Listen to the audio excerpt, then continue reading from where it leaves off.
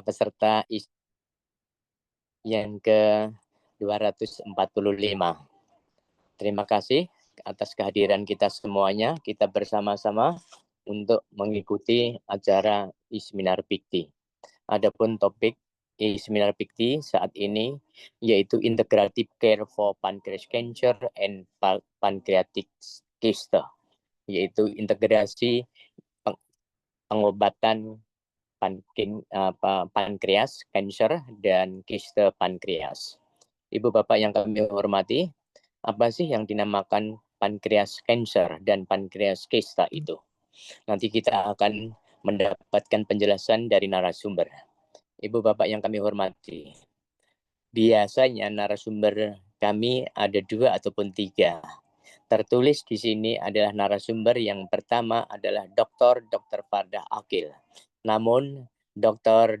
Fardah Akil ini tadi pagi memberitahu bahwa hari ini tidak bisa hadir karena ada sesuatu hal yang harus dilakukan sehingga tidak bisa menyempatkan diri mengikuti Isminar Pikti sebagai narasumber. Untuk itu, narasumber yang kedua adalah Dr. Chen Pingguang. Nihoma, Dr. Chen Pingguang. Nah, Dr. Chen Pingguang itu adalah Chief Physician. Ya, Nihoma. Oke. Ya, terima kasih juga atas moderatornya Bapak Denny Alamsah. Terima kasih Pak Denny yang sudah mengantarkannya. Dan pastinya yang kami tunggu tadi sudah hadir, interpreter yang handal, interpreter yang mumpuni, yaitu Bapak Wirayuda. Halo Bapak Wirayuda. Baik Pak, terima kasih Pak. Ya, makasih. Adapun acara seminar Pikti ini nanti closing akan diberikan oleh Bapak Hilman Rama Pratama dan sekaligus pemberian sertifikat penghargaan kepada Dr. Chen Pingguang. Ibu Bapak yang kami hormati, harapan saya dari Pikti ini bisa menampilkan acara-acara yang sangat bermanfaat buat kita semuanya, khususnya bagaimana bisa mempertahankan kesehatan kita dan mengobati penyakit-penyakit yang diderita oleh manusia secara integratif. Ya, Ibu Bapak yang kami hormati, harapan saya mari kita bersama-sama mengikuti acara seminar ini. Tolong gunakan kesempatan ini, Ibu Bapak, perhatikan dengan baik-baik, yaitu apa yang disampaikan oleh Dr. Chen Pingguang. Nanti apa yang disampaikan Dr. Chen Pingguang itu akan memberikan pengetahuan dan pengalaman buat kita semuanya. Untuk itu, mari kita saksikan, kita dengarkan bersama-sama sepenuh hati sehingga kita mendapatkan pengetahuan dan pengalaman. Keberuntungan buat kita. Untuk itu, pada kesempatan ini, mari kita waspada tentang apa yang harus akan kami sampaikan, terutama pertanyaan-pertanyaan itu. Kita waspadai pertanyaan-pertanyaan itu sehingga kita mendapatkan jawaban-jawaban yang paling baik dari Dr. Chen Chuan. Karena apa? Apa yang disampaikan Dr. Beng Chuan ini adalah Dr. Chen Pingguang ini adalah sangat langka. Belum tentu setahun sekali hadir untuk Pikti. Untuk itu, seminar Pikti dengan resmi kami buka. Selamat mengikuti seminar. Bapak Denny. Terima kasih. Ya, terima kasih Pak Surnato atas opening speech-nya. Dan terima kasih juga telah memberikan kesempatan kepada saya. Baik, Bapak Ibu yang saya hormati, berikutnya tentu kita masuk kepada sesi utama. Sebelumnya saya akan membacakan profil dari narasumber kita.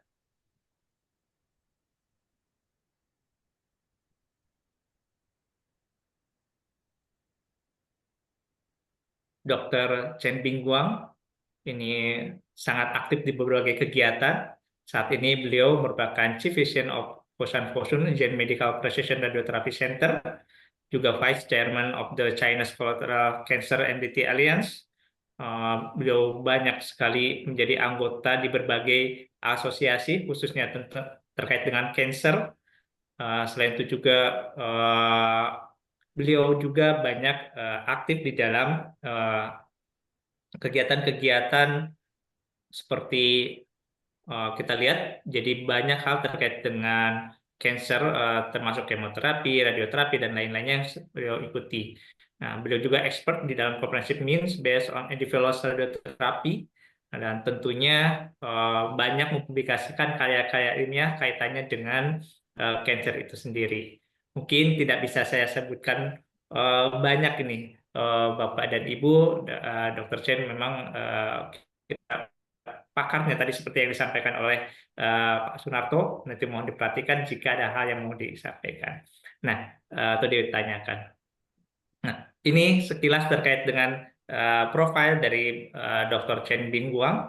Nah, selanjutnya mari kita persilakan beliau untuk memaparkan materinya kepada Pak Wira. Mohon bantuannya nanti untuk menerjemahkan. Mudah-mudahan kita bisa menyimak baik dengan baik selama 60 menit ke depan. Terima kasih, Pak Wira. Kami mohon bantuannya. Kami persilakan. 郑主任可以开始了。好，非常感谢主持人的介绍。今天下午有幸在这里跟大家一起学习一下异体定向放射治疗在胰腺癌中的一个应用。 Sangat terima kasih atas introduksinya. Juga ini kita hari ini akan memulai dengan topik aplikasi terapi radiasi stereotipik dalam kanker pankreas. 接下来我会在以下六个方面跟大家一起介绍。 Ini ada 6 topik yang kita akan dipresentasikan dalam presentasi hari ini. 包括胰腺癌的流行病学、筛查与诊断、治疗原则和总体疗效，精确放疗在胰腺癌治疗中的一个适应症，以及我们细胞刀精准放疗的一些优势。后面就是介绍一下案例。 Oke, ini pertama akan ngomong dengan epidemiologi kanker pankreas, metode screening dan diagnosis, prinsip pengobatan dan efektivitas keseluruhan, indikasi terapi radiasi presisi dalam pengobatan kanker pankreas, keunggulan terapi radiasi presisi dengan CyberKnife, dan juga terakhir ada presentasi kasus. 首先介绍的是胰腺癌的流行病学。胰腺癌在全世界发病总体来说还是比较高的。 Ini mulai dengan topik yang paling banyak yang ngetren ya. Ini lumayan banyak kasusnya. 它在全球的发病率和死亡率分别占全癌种的第12位和第6位。无论是发病率、死亡率还有患死率，我们亚洲人群都是最高的。 Di Asia ini paling tinggi, di dalam dunia ini menduduki peringkat ke-6. 下一章，next one。 Selanjutnya, next. 但是另外一方面，在确诊时病灶比较局限，所以能做手术的病人只占10%到15%左右。 Ini dalam kasusnya itu biasanya tergantung kasusnya, ada yang tingkat 1 sampai tingkat 3, biasanya dari 10 sampai 15 atau paling enggak 30 sampai 35% dari semua kasusnya itu. 大概30%到35%的患者在确诊时已经有血管比邻或者包咬，处于边界可切除的或者是局部晚期不可切除的状态。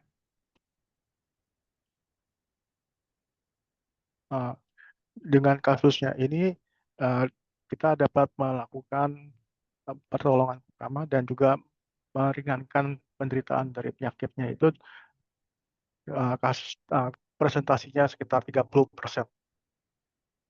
绝部分错治患者已经是晚期，大概占了总新发人群的50%到55%，这是导致胰腺癌总体死亡率非常高。4期的患者5年生存率少于5%。 Oke, dalam tahap 4 itu kasusnya ya kematian bisa mencapai 50 sampai 55%. Makanya itu agak susah kalau sudah tinggi gitu. 那什么？接下来是筛查与诊断。 Ini dengan dia punya gimana cara melihat kasusnya itu? 我们看看胰腺癌的一些高风险的因素，包括有吸烟、肥胖、饮酒、新发糖尿病，还有长期的糖尿病，以及胰腺癌家族史，或者是有慢性胰腺炎的病人，或者是比如有过敏体质的病人。 Dari sini kita bisa melihat yang penyebab-penyebabnya adalah faktor resikonya bahkan dari merokok, kegemukan, suka minum alkohol, diabetes, terus juga ada penyakit pankreas ataupun juga yang ada alergi. 下一个。然后胰腺癌的发病机制包括了分子层面的，还有就是非肿瘤性的肿瘤胃环境方面的改变，当然也包括了群体层面的一个贡献，包括遗传性 DNA 突变、糖尿病、肥胖、吸烟和慢性胰腺炎。Yang paling tinggi itu adalah merupakan dari merokok dan karena kegemukan. Itu kasusnya bisa 1 sampai 1,7 yang hingga 2 kali lipat dari resikonya. 那是吧？ Nah, 那是吧？ next. Nah, 胰腺癌它通常是从一个癌前病变逐步进展成一个早期和中期、晚期胰腺癌的一个过程。 ini kasusnya merupakan dari yang tingkat yang baru mulai terdeteksi sehingga yang tingkat yang sudah lama, yang sudah terdeteksi sudah lama. 有以下遗传基因，包括 ATM、BRCA CDK、N2A， 还有就是 PALB2 这些癌基因的病人最终他的发生胰腺癌的几率要比正常人要高很多倍。 Dengan ini dia kalau ada terdeteksinya ada mutasi-mutasi dari genetik tertentu, misalkan dari BRCA atau CDKN2A, itu maka akan menjadi lebih tinggi risiko penyebab kankernya. 所以胰腺癌的筛查要提早。如果有慢性胰腺炎的患者， Bukan itu harus ditingkatkan lagi pemeriksaannya karena itu sudah ada dasar-dasar dari penyakitnya. 更应该提早来做筛查。筛查方面从我们诊断的方法来看常用的有经腹超声、CT、MRI、PET-CT， 还有内镜超声，还有就超声造影的内镜，这是一个影像方面的检查。 Dari sini kita melihatnya caranya mendeteksinya itu dengan menggunakan CT, MRI atau PET-CT scan. Dari situ bisa mengetahui lebih jelas lagi sudah sampai mana kankernya sudah menyebar.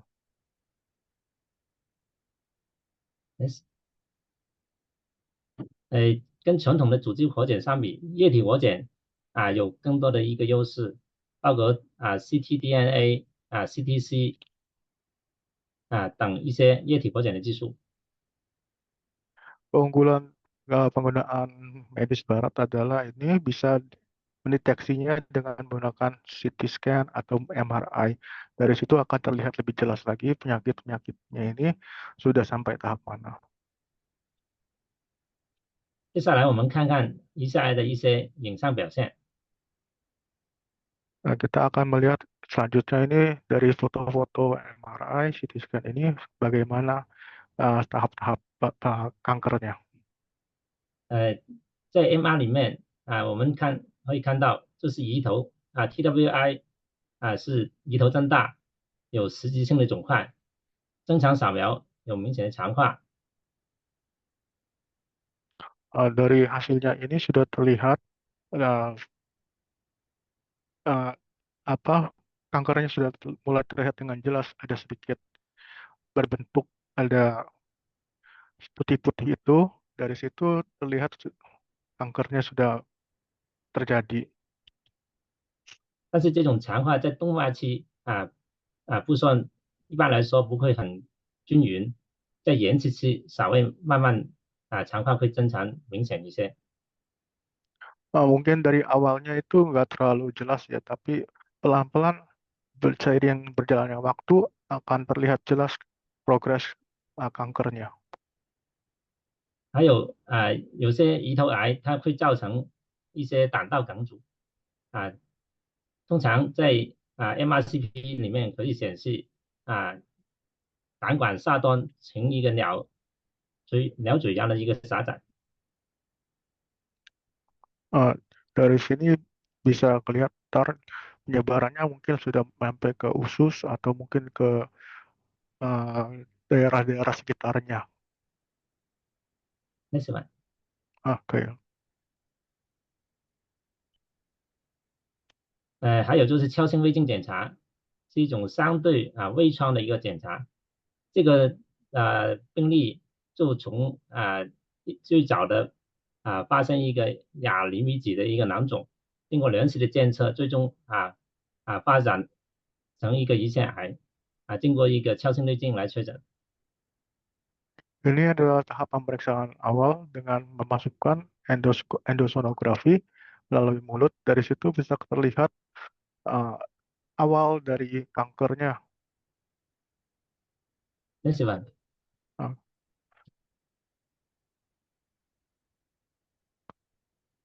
胰腺癌的病理来说，可以分导管腺癌、内叶腺癌、腺鳞癌，还有就是多营腺癌等多种类型。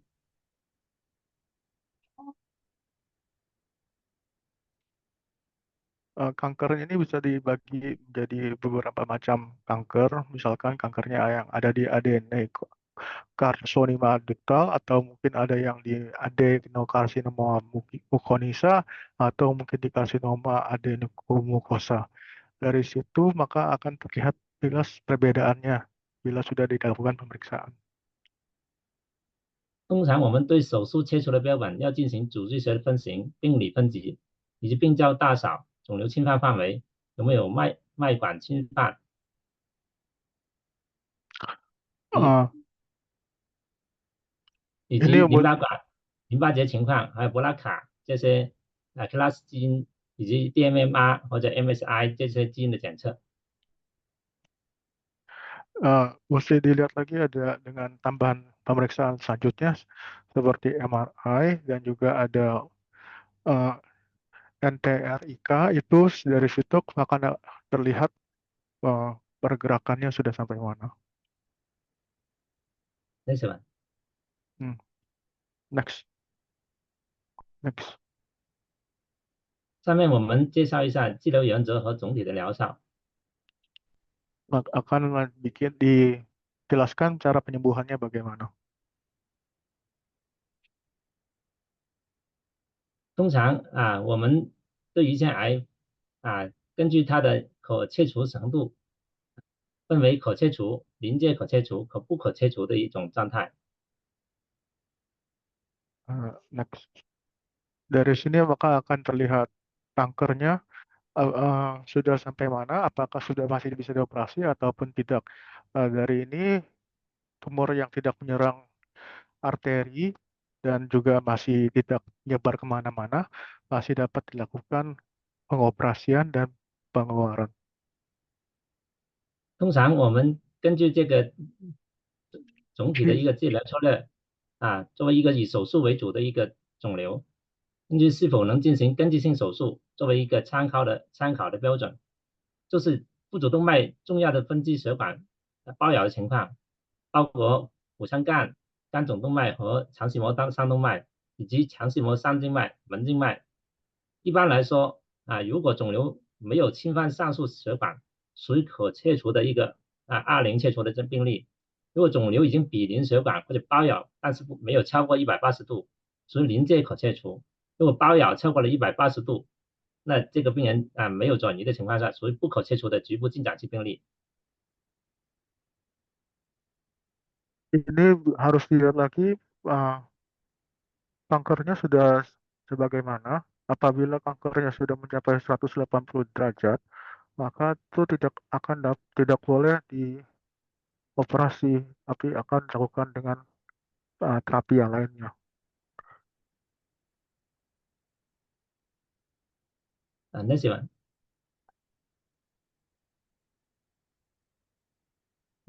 对可切除的病人胰腺癌手术有以下几种模式，包括十二指肠切除术、远端胰腺切除术、全胰腺切除术，当然也包括了我们胃创手术，包括腹腔镜和机器人的手术还有一些比较姑息性的手术，以解除梗阻为主的或者出血为主的一些解除减震手术。Ini adalah tipe-tipe operasi yang biasanya dilakukan. Biasanya ada jenis-jenis operasi seperti pankreatik duodenotomi atau juga operasi reseksi pankreas distal ataupun juga dengan operasi reseksi pankreas total. 那喜欢。Next. 我们胰腺癌的总体的诊疗原则，首先是区分可切除和不可切除。可切除的手术经过我们多时和讨论以后进行术前评估手术探查，如果能手术就做术后的辅助治疗，如果不能手术就做不适性的一个发放疗。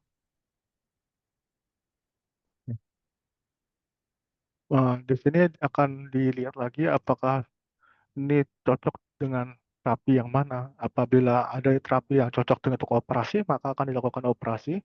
Apabila tidak cocok, maka akan dilakukan pengobatan lainnya.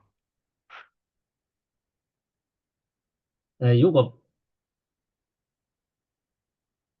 上一章。Yang atas. Nah. 如果评估临界可切除或者不可切除，我们通常会根据他的体能状态来决定是积极的转化治疗或者是姑息治疗。体能状态好的病人，我们会做新辅助治疗，包括发放疗。体能状态不好的病人会选择最佳支持治疗，或者说单药化疗。Bagi pasien yang tidak bisa dioperasi, maka akan dilakukan pengobatan lain dengan cara misalkan kemoterapi ataupun terapi gabungan lainnya. 那是吧？ Next. 对晚期胰腺癌的治疗通常是以最佳支持治疗，也就是缓解疼痛、梗阻或者营养支持等，也包括心理支持和中医这些方法。Oke. Dasar pengobatannya adalah itu biasanya dilihat lagi kayak gimana. Kita ini menggabungkan pengobatannya dengan pengobatan Chinese medicine, maka akan dilihat dengan kondisi orangnya lagi bagaimana, apakah sudah bisa dilakukan pengobatan lainnya. 目前抗肿瘤治疗可以有靶上或者免疫治疗，目前证据比较充分的就是布拉卡突变的病人在二线或者后线使用奥拉帕尼或者尼拉帕尼这些靶上药物，而在对 还有 Claudin 8.2还有 TIL CAR-T 这些，还有 TCR-T 癌症疫苗这些呢，通常有一些个案报道疗效比较好，或者处于1、2期的一个临床研究的状态。总体来说，这个疗效还是不确定的。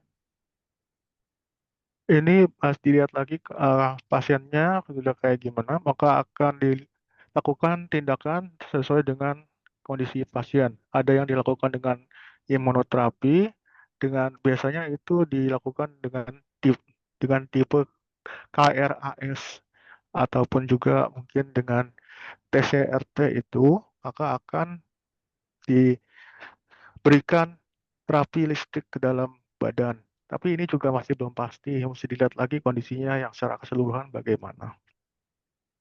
那行吧。上面介绍一下精准放疗在胰腺癌治疗中的一个适应症。akan dilakukan indikasi terapi radiasi presisi dalam pengobatan kanker. 胰腺癌在全周期都有放疗的试验证。我们国家2022年的一个中国胰腺癌立体丁香放射外科指南中有提到，早期可手术的患者但不可耐受手术或者拒绝手术可以用根治性的一个放疗来替代手术。 Indikasi terapinya itu bisa dilakukan sebagai pengganti terapi sebagai terapi ini bisa dilakukan dengan bedah radiasi ataupun juga dengan radioterapi atau juga dengan bedah kombinasi. 1到3期可切除但有高的残留风险，或者临界可切除，影像上暂时难以区分是否能够手术的患者，都可以先做新辅助的放疗，来提高这个20切除率来降低局部复发率。 Pada kanker yang tahap 1 sampai 3 akan dilakukan bedah operasi dengan melakukan kombinasi pengobatan untuk melakukan semuanya sesuai dengan dengan pasien yang apa yang terbaik untuk pasien. Selanjutnya.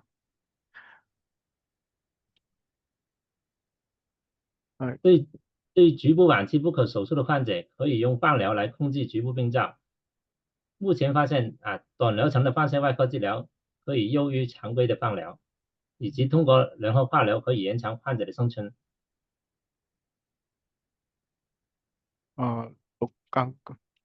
Untuk pasien yang tidak dapat dioperasi, maka akan dilakukan dengan kemoradioterapi. Dari situ dilihat lagi bagaimana kondisinya. Next. 这是一个美国单中心的一个回顾性研究，纳入了临床分期是2A 到3期，临界可切除或者局部晚期的胰腺癌，活诊病理确诊，ECOG 评分是1到2分，没有远处转移包括了交界可切除的或者局部晚期的病人用GTX 和Bofinos 方案或者是其他的这个全身治疗化疗方案。 然后就接着化疗以后7天以后使用立体丁香放射治疗使用28到30个隔月5分次，在临近血管的一个地方同步加量到40个月，然后放疗以后4到8周评估疗效然后争取手术切除Ini merupakan data dari terapi yang dilakukan di Amerika dengan menggunakan konsep kemoterapi GTX dan juga Volforinox. Dari sini juga bisa dilihat ini datanya, data yang sebelum dilakukan terapi dan juga yang sudah dilakukan terapi. Dari sini kelihatan ada kemajuan yang sangat baik. 整个研究总体的 OS 和 EFS 是没有明显的破译，但是能实行根治性手术的病人他的生存期有明显延长。 Dari sini kelihatan ada kemajuan yang baik. Apabila terlihat ada kemajuan yang baik, maka akan dapat dilanjutkan dengan terapi lainnya yang selanjutnya.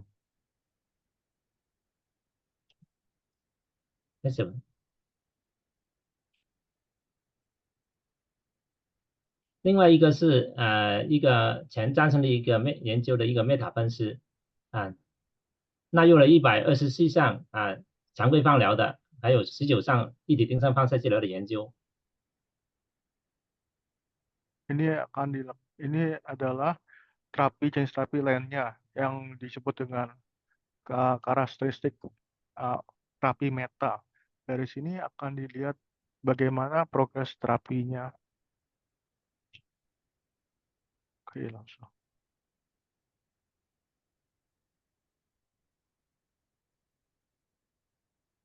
局部晚期的胰腺癌，通过短程放疗疗效优于常规长疗程放疗。Ini adalah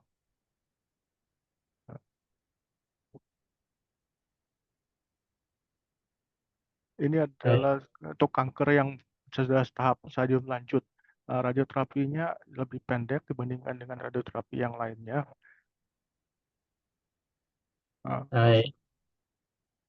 老年的总生存率，常规放疗是13.7%，立体定向放射治疗是26.9%，P 值是少于0.05的。而3、4级的副反应，常规放疗是37.7%，立体定向放射治疗是5.6%，也是有明显的差异。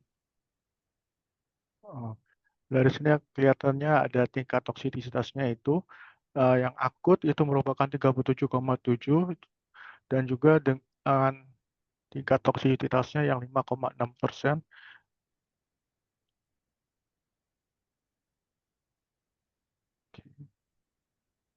晚期胰腺癌的一个转移灶的不适性放疗也可以延长生存期，这是一个美国单中心的一个回顾性的研究，纳入了影像学证实的一个转移性胰腺癌，然后内镜超声引导放置金标，接受5期的 SBRT， 然后同步化疗在 SBRT 1周内开启化疗，如果序贯化疗是 SBRT 以后前后做一个不适化疗，主要的重点是局控率，还有是OS。 Ini adalah tahap-tahap dari pengobatan kanker yang stadium lanjut dengan menggunakan metode SBRT. Dari sini kelihatan akan dari yang baru dimulai dari tahap sebelum dilakukan terapi dan akan tahap yang sudah dilakukan terapi SBRT. 整体来说，它的总生存是达到中位的总生存是达到13.6个月。然后如果按化疗顺序来分成的话，总生存同步化疗组它的 OS 是16.7个月，序贯化疗组是9.7个月。 Kasus radioterapi tersebut itu bisa dilihat dalam jangka waktu 5 sampai 6 bulan, ada juga yang dari 5 sampai 7 bulan baru kelihatan hasilnya. 那行吧。下面我们介绍一下谢波刀精准放疗的一些优势。 Kita akan bicara tentang keunggulan terapi radiasi presisi dengan CyberKnife. 胰腺癌在腹腔，它是一个相对有一定活动度的一个器官。那我们在做精准放疗的同时，如何达到精准的照射，这是摆在我们临床医生一个难题。 Kita ini melihat cara mengobati dengan menggunakan radioterapi SBRT untuk kanker pankreas. Di sini maka akan dilihat caranya dari awal hingga akhir dengan tahap-tahap radiasi yang berbeda. 通常我们通过锥形束 CT 还有就是模拟阶段呼吸运动管理，还有金标植入包括使用BMAT， 还有就是FF 模式来提高我们放疗的一个精度。 Ini akan menggunakan SBRT dan juga MRI. Ini akan menghasilkan pendeteksian yang sangat-sangat akurat untuk deteksi tumornya.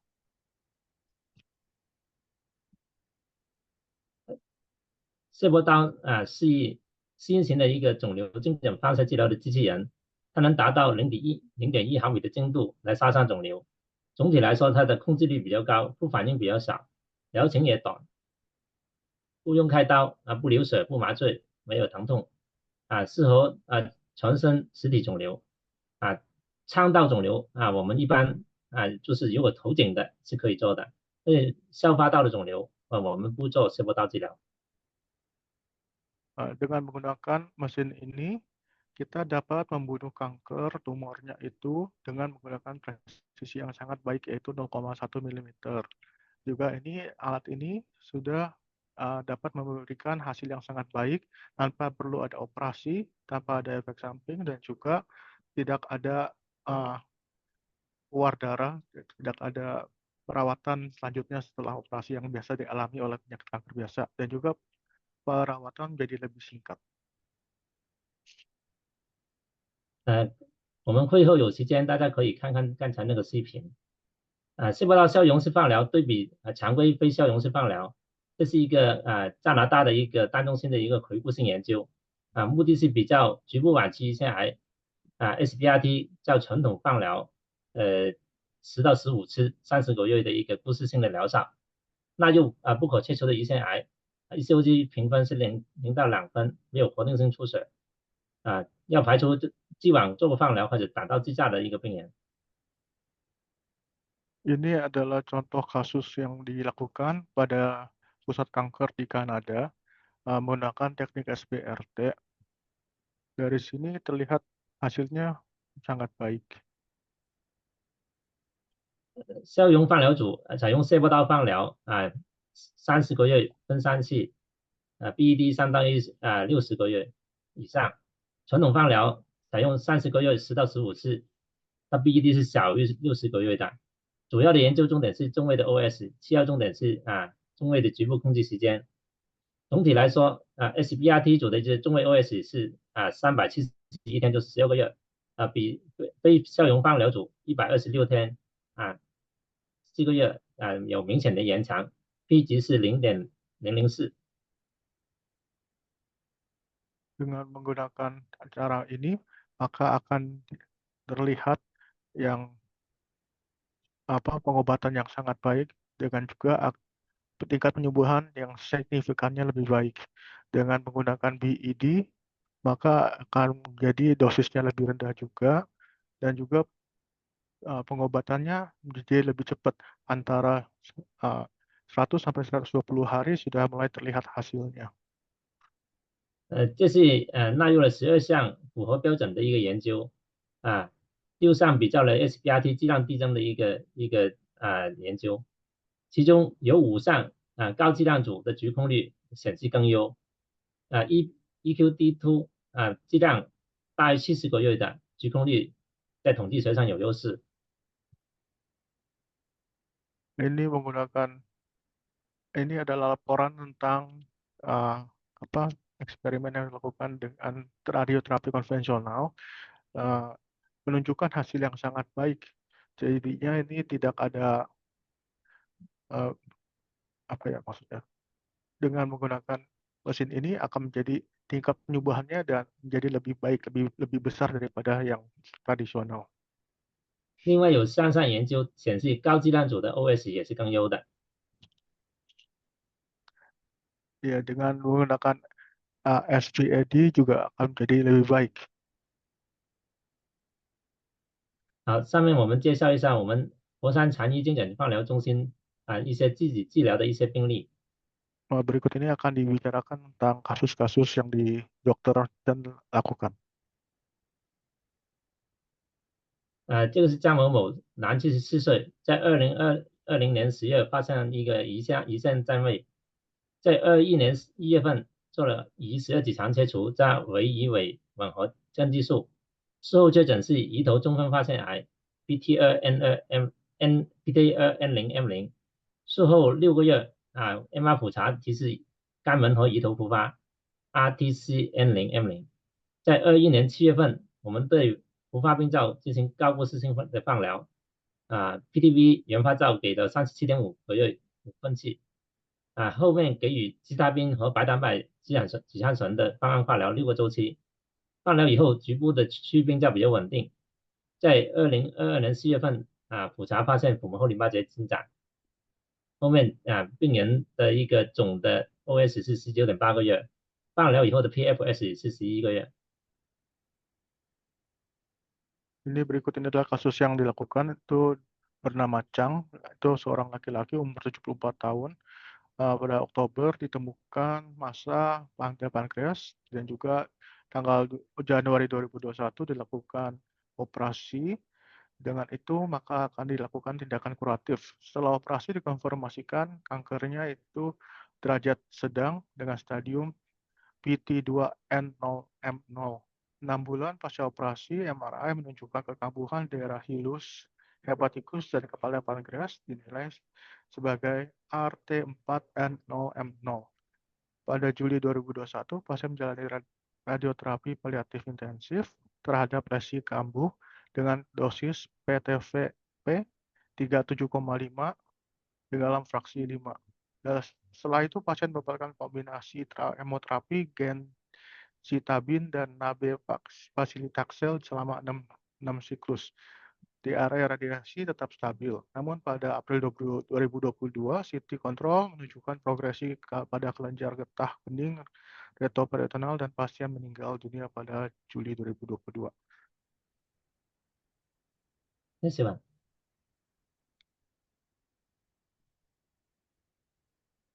第二个病例是女性，77岁，22年4月份因剧烈腹痛起病，但是诊断胰头癌，十几强暂不受请 CT3-NEM0 2B7 当地医院建议手术或者化疗患者因担心高龄不能耐受而拒绝手术。在2022年5月份来到我们医院进行谢波刀的高复式性放疗，异动剂量是PTV 原发照15个月做分3次，中心的高剂量区给到54个隔月3次，二段输灌25个隔月5次。治疗以后疼痛明显缓解，术后辅以己西他滨单药的辅助化疗，治疗后肿瘤显著缩小。在2023年6月份显示肿瘤已经仅有的 1.77 乘 1.5 公分的一些微小残留，没有活性。这病人经过治疗以后PFS 超过13个月，OS 达到20个月。 Ini kasus kedua, itu adalah bernama Chen, perempuan 77 tahun. Pada 30 April 2022, pasien mengalami nyeri perut dengan hebat sebagai gejala awal. Didiagnosis kanker kepala pankreas dengan invasi ke bagian descendent duodenum, stadiumnya CT3-TN1M0. Di rumah sakit setempat menyarankan operasi dan kemoterapi, namun pasien menolak tindakan operasi. Dan juga pada 19 Mei 2022, pasien dirujuk ke rumah sakitnya Dr. Chen dan juga menjalani radioterapi paliatif intensif menggunakan CyberKnife. Dalam tahap 1 PTV P1 15 GG dalam 3 fraksi dengan dosis tinggi dalam pusat target STV P1 dengan 3 fraksi. Tahap 2-nya dilakukan PTV P1 25 GG dalam 5 fraksi. Setelah terapi, nyeri berkurang secara signifikan. Pasien kemudian melanjutkan dengan kemoterapi adjuvan menggunakan gemcitabine tunggal selama pengobatan. Tumor menyusut secara signifikan. Pemeriksaan terakhir dilakukan 12 Juni 2023. Setelah itu, tumor mengalami progresi dan pasien meninggal dunia. Progression free survival-nya itu adalah 13 bulan. Overall survival-nya itu adalah 20 bulan. 没事吧？这是一个77岁的一个老年男性，在22年抽脂为晚期遗体癌胰周辅助动脉旁肠系膜多发淋巴结转移，肝弥漫性转移 CT2-N2M1C7。病人来的时候重度营养不良不能自理，在家里忌服中药。在来到我们医院的时候我们评估全身情况差，不能耐受全身化疗，肝巨块转移灶引起疼痛要求不适性放疗。在22年11月份，我们对肝的病灶进行一个不适性放疗5个月乘3次，我们中心的剂量给到63个月分3次。后面在2022年11月份开始行替雷利珠免疫治疗，到22年1月普查肝病灶缩小，疗效评价是部分缓解 PR。在2023年2月份的时候，肿瘤指标升高，然后在3月7号对原来病灶做了2段放疗，也是给到50个月5次。在2023年5月份的时候进行终止免疫治疗。在6月份的时候，肿瘤传慢进展，出现腹痛，考虑跟乙型病灶有关，我们做了胰尾部的病灶的一个立体定向放射治疗，8个月乘5次，疼痛是改善的。到2023年12月份病人死亡，总的生存期是20.1个月。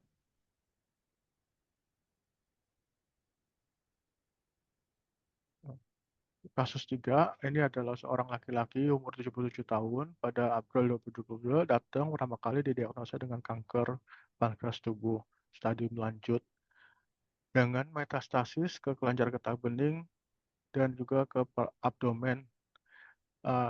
Pasien menolak biopsi dan memilih mengkonsumsi obat tradisional tangan Tiongkok secara mandiri. Saat konsultasi tatap muka di Rumah Sakit Dr. Chen pada Oktober 2022, pasien dalam kondisi kurus berat, skor kinerja fisik 3 poin, kondisi umum buruk, tidak mampu menjalani kemoterapi sistemik.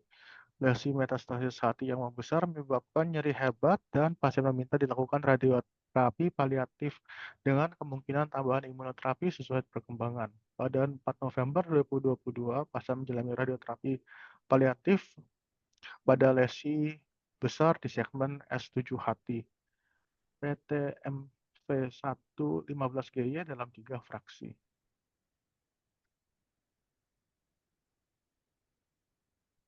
Kemudian pada November 2022, pasien menjalani imunoterapi dengan tislelizumab pada hasil MRI pada Januari 2023 menunjukkan pengecilan lesi hati. Respon terapi dinilai sebagai partial respon.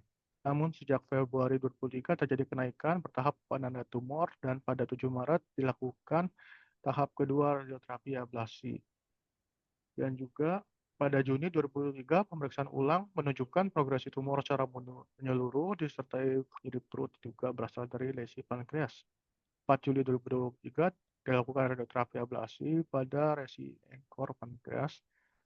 Dan juga akhirnya pada Desember 2023 pasien meninggal. Overall survival rate-nya itu 20 bulan.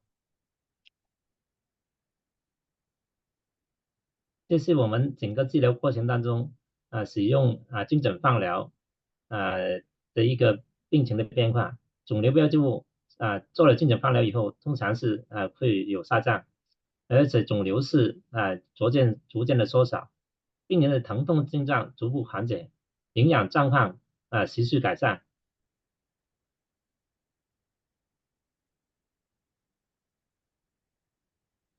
Ini merupakan progres dari pengobatan kanker.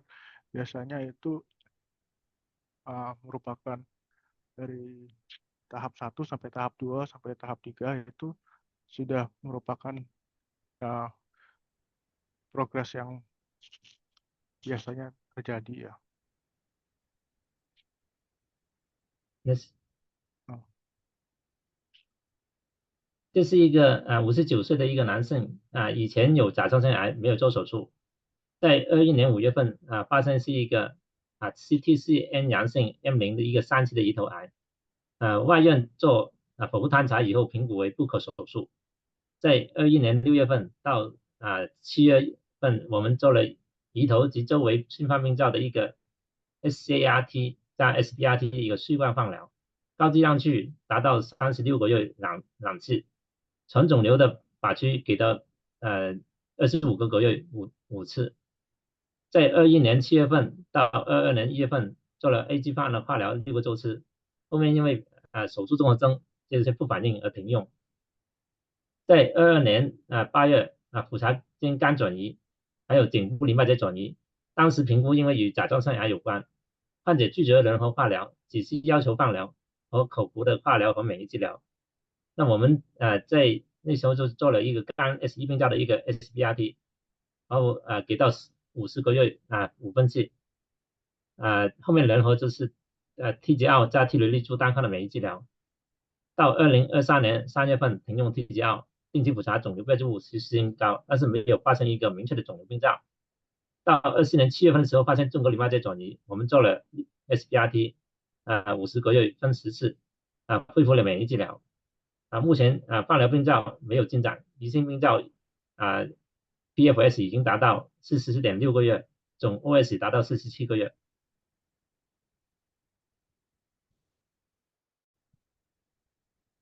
Kasus 4 itu adalah Deborah Chung, umurnya 59 tahun dengan riwayat kanker tiroid pada Mei 2021, pertama kali diagnosisnya kanker pankreas stadium CT4N plus M0 stadium 3. Dia di rumah sakit luar, pasien menjalani laparotomi eksploratif dan dinilai tidak dapat dilakukan operasi kuratif. Pada 22 Juni hingga 1 Juli 2021, pasien menjalani radioterapi sekuensial, SCART dan SBRT pada tumor kepala, pankreas, dan jaringan sekitarnya.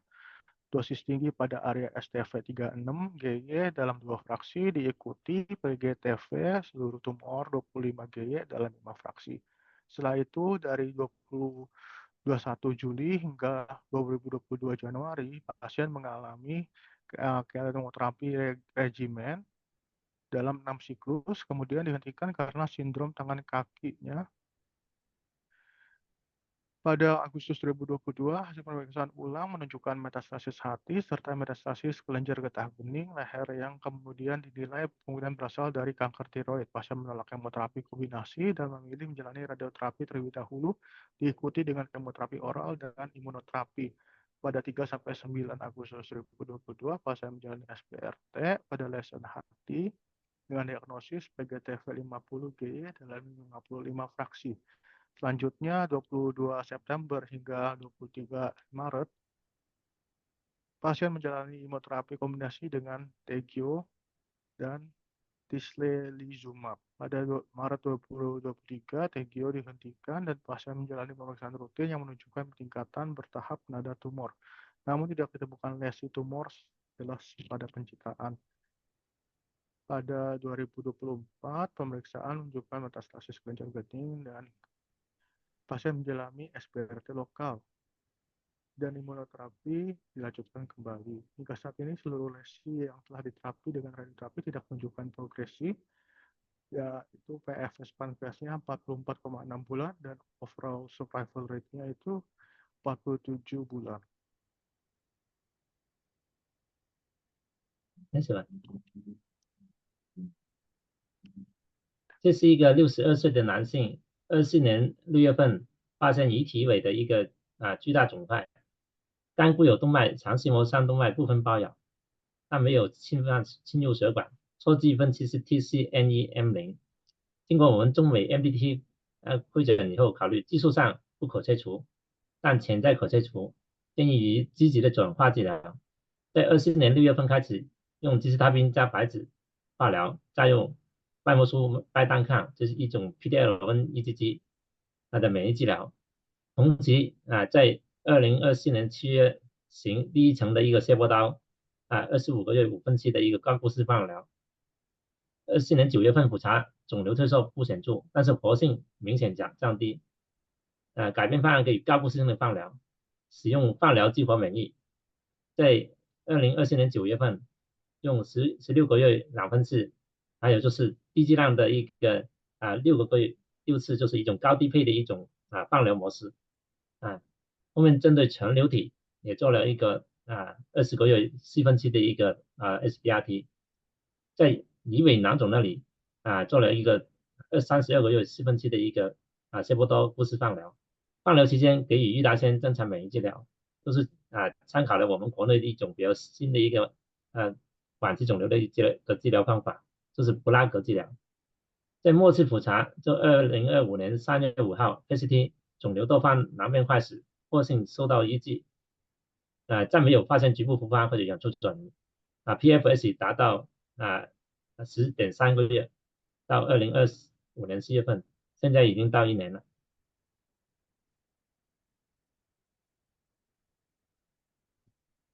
Kasus 5 itu adalah seorang laki-laki umur 62 tahun. Pada Juni 2024 ditemukan kanker karsinoma pankreas pada bagian badan dan ekor dengan massa sebesar arteri hepatika superior dan arteri mesenterika superior.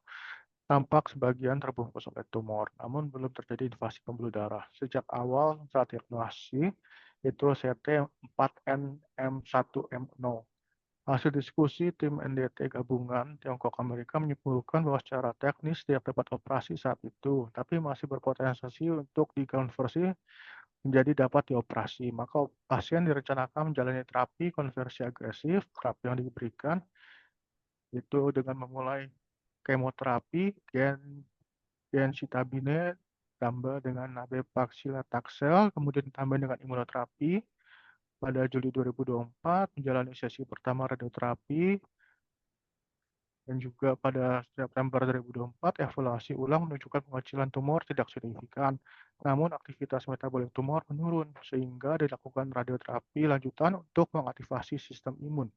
Sesi kedua SBRT itu dilakukan dengan 16 GY dalam 2 fraksi dan juga 6 GY dalam 6 fraksi. November 2024 sesi ketiga SBRT dimulai dengan menggunakan 20 GY dalam 4 fraksi untuk seluruh tumor dan 32 GY dalam 4 fraksi untuk area pekista pankreas ekor. Selama periode radioterapi, pasien juga menerima imunoterapi yang ditingkatkan dengan timosin alfa 1 menggunakan protokol PREG terapi. Evaluasi akhirnya 5 Maret 2025 dengan menggunakan PET scan, tumor menunjukkan nekrosis dan transformasi menjadi kista multiple. Aktivitas metabolik sangat rendah, tidak ditemukan kekambuhan lokal maupun metastasis jauh. Hingga April 2025, PFS-nya tercatat 10,3 bulan dan masih berlanjut. 没写完。最后我们总结一下今天学习的内容包括了胰腺癌的流行病学从发病率、死亡率、患病率这方面，我们亚洲人群是最高的。4期的患者5年生存率少于5%。还有就是胰腺癌的一些发病的一个高风险因素诊断与筛查方面介绍了一个影像学检查，还有血清学分子层面的一些辅助诊断的方法，包括一个CTC 和 ctDNA。在总体治疗原则这块是以多学科讨论指导下的一个分层治疗对于可手术切除或者临界可切除的患者，以手术治疗为主，通常辅以术前后的一个发放疗为主的综合治疗。不可切除局部进展期或者是晚期胰腺癌，通常是用追加剂治疗来改善生活质量。在放疗在胰腺癌的适应症方面，早期可手术的胰腺癌，但不能耐受手术或拒绝手术，可以使用根治性放疗，就SBRT 加辅助化疗，要比化疗加 SBRT 疗效更优。临界可切除的胰腺癌，通过新辅助的放化疗，能提高手术的20切除率。根治性手术切除的患者对没有接受根治性手术的患者，他的 OS 有明显的差别，分别是34.2个月对比14个月。无进展生存是23.1个月对比9.5个月。在晚期胰腺癌里面，不是放疗，缓解胆道整阻或者癌症相关的疼痛这是有明确的疗效。中位的一个 OS 能达到13.6个月。在泻步刀精准放疗这块它的优势主要是没有不用麻醉，不用开刀，不流血，也无痛，它能精准的照射肿瘤控制率比较高，反应小，疗程也比较短，通常是1到5次。最后是我们介绍了我们常遇的一些比较成功的一些案例。尤其是在一个病人3期的不可手术的胰腺癌，它的无进展生存能达到44.6个月，总的 OS 能达到47个月。非常感谢各位专家在结扎育能在这个平台我们一起学习我在这里讲的不对的地方，请各位专家批评指正。Dalam ringkasannya, ini adalah epidemiologi insiden dan mortalitasnya tertinggi terdapat di Asia dengan stadium 4 tingkat kelangsungan hidupnya dalam 5 tahun, jadi itu adalah kurang dari 5%. Faktor risiko utamanya adalah merokok, obesitas, alkohol, diabetes, pankreatitis kronis, riwayat alergi, dan riwayat keluarga. Diagnosisnya dan screening itu dapat dilakukan adalah USG abdomen, CT, MRI, PET scan, EUS, dan EUS kontras. Biomarkernya adalah CTC dan ctDNA. Prinsip pengobatan pendekatan MDT, pengobatan bertingkat berdasarkan stadium dapat dioperasi, borderline pembedahan, dan kemoterapi, atau radioterapi pre-post operasi. Ataupun juga tidak dapat dioperasi, stadium lanjut perawatan suportif terbaik untuk berkualitas hidup. Peran radioterapi stadium awal tidak toleran terhadap operasi. SBRT itu tambah dengan kemoterapi. Borderline resectable itu neoadjuvant kemoterapi, angka RO dan OS dan EFS stadium lanjut. Radioterapi paliatifnya terus dan juga nyerinya berkurang. Obstruksi itu overall survival-nya 13,6 bulan. Keunggulan CyberKnife SBRT tanpa operasi adalah nyeri nggak ada, minim efek samping, presisinya tinggi, terapinya juga singkat dalam 1-5 sesi. Kasus tadi Fosun stadium 3 tidak dapat dioperasi, PFS-nya 44,6 bulan dan OS-nya itu 47 bulan. Radioterapi presisi efektif bahkan pada pasien lanjut. Demikian yang disampaikan oleh Profesor. Mohon maaf apabila ada kekurangan. Mohon masukannya juga dari kawan-kawan sekalian. 欢迎我们